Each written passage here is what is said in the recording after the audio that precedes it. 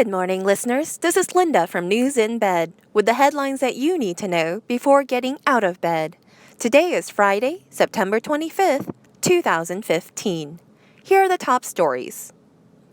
Facebook was widely reported as experiencing technical difficulties on Thursday afternoon, the second time in 2 weeks for the social media platform. The company's mobile application was also reportedly operating with some interruptions. Apple's newly launched iPhone 6s will be available in stores beginning on Friday. Throughout the week, reviewers have been sharing their thoughts on the pros and cons of the next-generation smartphone. Here are some favorites from the web. A feature called 3D Touch that allows the screen to respond differently based on how much pressure the user applies with a finger.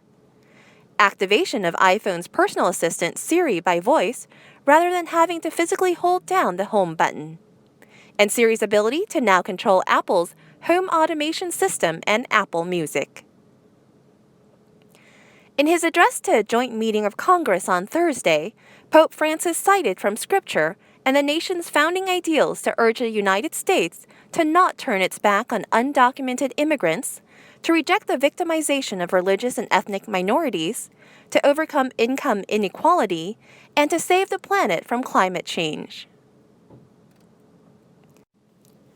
Saudi Arabian authorities said on Thursday that at least 717 people were killed and hundreds of others injured in a stampede near the Muslim holy city of Mecca, where an estimated 2 million people are undertaking the traditional Hajj pilgrimage.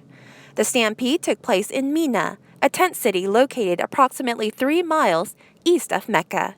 The area is on the main road from the center of Mecca to the hill of Arafat, revered by Muslims as a place where Muhammad gave his farewell sermon to Muslims who had accompanied him to Mecca near the end of his life.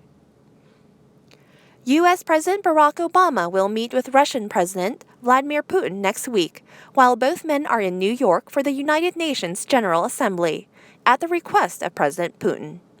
A senior official in the Obama administration said on Thursday that, given the situations in Ukraine and Syria, despite our profound differences with Moscow, the president believes that it would be irresponsible not to test whether we can make progress through high-level engagement with the Russians.